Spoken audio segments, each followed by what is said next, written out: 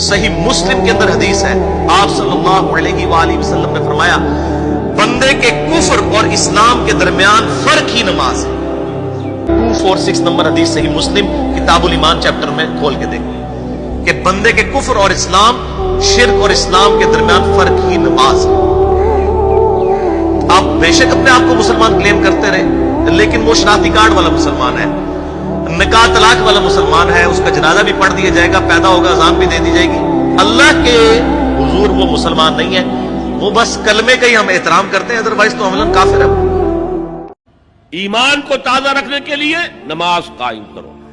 ہر نماز ایمان کی تجدید ہے۔ اقیم الصلاۃ لذکری، نماز قائم کرو میری یاد کے لیے۔ اپنا عہد اللہ کے ساتھ تازہ کرو، ایاک نعبد و ایاک نستعین، اے اللہ ہم تیری ہی بندگی کرتے ہیں اور کرتے رہیں گے، تجھ ہی سے مدد مانگتے ہیں اور مانگتے رہیں گے۔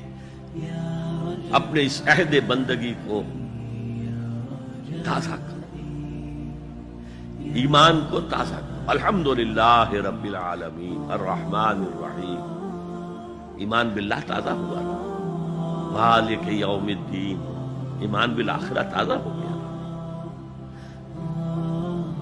یہ ہے ایمان کو قائم رکھنے کے لیے، نیکی کی اس روح کو برقرار رکھنے کے لیے اللہ تعالی کی طرف سے یہ ستون ہے۔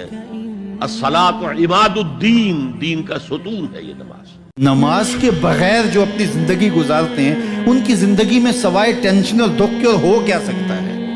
خشوع کے ساتھ نماز کرنا سیکھو، نماز پڑھنے کے بعد آپ ہلکے پھلکے پاؤ گے اپنے آپ، رقت کے ساتھ اللہ کے حضور گڑ گڑاتے ہوئے سجدے کرو، اس کا اپنا سرور پاؤ گے۔ آپ اس نوکر کے متعلق کیا کہیں گے جو آقا کی مقرر کی ہوئی ڈیوٹی پر جانے کے بجائے ہر وقت بس اس کے سامنے ہاتھ باندھے کھڑا رہے اور لاکھوں مرتبہ اس کا نام جپتا چلا جائے؟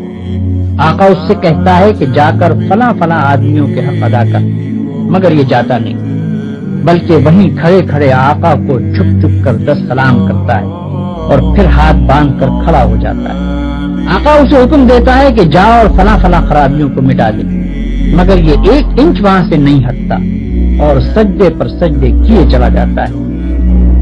آقا حکم دیتا ہے کہ چور کا ہاتھ کاٹ دے، یہ حکم سن کر بس وہیں کھڑے کھڑے نہایت خوش الہانی کے ساتھ چور کا ہاتھ کاٹ دے، چور کا ہاتھ کاٹ دے 20 مرتبہ پڑھتا رہتا ہے، مگر ایک دفعہ بھی اس نظام حکومت کے قیام کی کوشش نہیں کرتا جس میں چور کا ہاتھ کاٹا جا سکے۔ کیا آپ کہہ سکتے ہیں کہ یہ شخص حقیقت میں آقا کی بندگی کر رہا ہے؟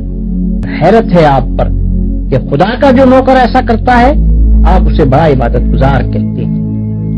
یہ ظالم صبح سے شام تک خدا جانے کتنی مرتبہ قرآن شریف میں خدا کے احکام پڑھتا ہے، مگر ان احکام کو بجا لانے کے لیے اپنی جگہ سے جنبش تک نہیں کرتا، بلکہ نفل پر نفل پڑھے جاتا ہے، 1000 دانہ تسبیح پر خدا کا نام جپتا ہے اور خوش الہانی کے ساتھ قرآن کی تلاوت کرتا رہتا ہے۔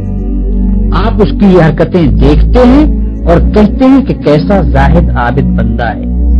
یہ غلط فہمی صرف اس وجہ سے ہے کہ آپ عبادت کا صحیح مطلب نہیں جانتے۔ عبادتیں بڑی تھوڑی سی 5 نمازیں پڑھنے میں کیا دیر لگتی؟ تم بھاگتے دوڑتے ہو، تمہارے کلاسز ہو رہی ہیں، چلو خالی فرض ہی پڑھ لیا کرو، سنتیں لمبی ہو جائیں گی، فرض پڑھ لو۔ لیکن فرض صرف 17 جس پر پکڑ ہوگی نا وہ صرف 17 رکعتیں ہیں، جس پر دیا جائے گا وہ 17 ہے۔ 2 فرض صبح کے، 4 ظہر کے، 4 عصر کے، 3 مغرب کے اور 4 عشاء۔ اتنی کر لو پابندی تو اللہ آگے بھی چلا دے، پھر انشاءاللہ تہجد بھی پڑھو گے۔ کہ صرف فرض پڑھ لیں وہ کافی ہے۔ جو بزی ہیں، جیسے ڈاکٹر بیزی نہیں، عام بندہ بھی پڑھ سکتا ہے۔ ہاں سنت تو ایک نفلی عبادت ہے، صحیح ہے۔ یہ سنت کا لفظ محدثین اور فقہاء نے ڈیوائز کیا ہے۔ بخاری مسلم میں اسلام کے اندر آپ کو فرض عبادت اور نفلی عبادت ملتی ہے، تیسری کوئی عبادت نہیں ہے۔ صحیح ہے۔ یہ سنت موقدہ وہ ہیں جو نبی علیہ السلام نے ہمیشہ پڑھی، ہم انہیں کہتے ہیں یہ وہ نفل ہیں جو سنت موقدہ ہیں، تاکید کیے گئے کہ یعنی نبی علیہ السلام نے اپنے اوپر اوبلیگیٹ یہ پڑھے ہیں، آپ بھی پڑھیں۔ ہاں پڑھ۔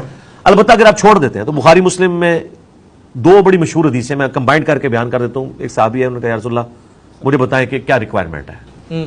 اللہ کی توحید نبی علیہ السلام نے فرمایا اس پہ کاربند رہو، شرک نہ کرو، مجھے اللہ کا پیغمبر مانو.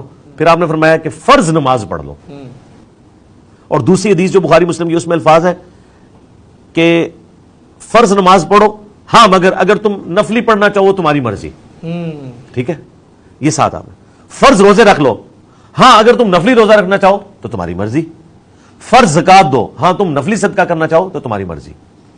اس صحابی نے کہا یا رسول اللہ جتنا آپ نے مجھے بتایا نا اس میں کوئی ایڈ نہیں کروں گا، نہ اس میں سے مائنس. جو فرض ہی میں پڑھوں گا ایڈ نہیں کروں گا، مائنس بھی نہیں کروں گا. جب وہ پلٹا تو نبی علیہ السلام فرمایا کسی نے جنتی کو دیکھنا ہے نا اس کو دیکھ لو، اور اگر یہ اپنی بات پہ قائم رہا تو یہ کامیاب ہو گیا. واہ واہ. اچھا اب اس میں وہ لوگ کہتے ہیں نہیں جب فرض نماز کا ذکر ہے نا تو اس سے مراد ہے ساتھ سنتیں بھی ہیں. ہم کہتے ہیں رکو ذرا، صبر کرو. اگر یہی بات ہے تو کیا جب حضور یہ کہہ رہے تھے رمضان کے فرض روزے رکھ لو اور ساتھ جو نفلی روزے ہیں جو سوموار اور جمعرات کا یہ بھی اوبلیگیٹری ہے؟ پھر وہ سوچ میں پڑ جاتے ہیں. یہ پکی ہے، اینٹی وینم، الزامی جواب. کہتے ہیں نہیں اس کے بغیر بھی رمضان کے روزے قبول ہو جائیں گے. یار رمضان کے روزے نفلی روزوں کے بغیر قبول ہو جائیں. اچھا زکات آپ خود کہتے ہو یار 2.5% دے دو، اس کے بعد آپ کی مرضی. زکات بھی 2.5% قبول ہو جائے نفلی زکات کے بغیر، روزے بھی نفلی روزوں کے بغیر قبول ہو جائیں، نماز جو ہے وہ نفل کے بغیر قبول نہ ہو. تو یہ صرف انہوں نے صرف عشاء کی 17 رکھتے بتائی ہیں، حالانکہ دن رات میں ٹوٹل رکھتے 17 ہیں. 2 فجر کی، 4 ظہر، 4 عصر، 3 مغرب، 4 عشاء. وتر آپ پڑھ لیں ثواب ہے، نہ پڑھے کوئی گناہ نہیں.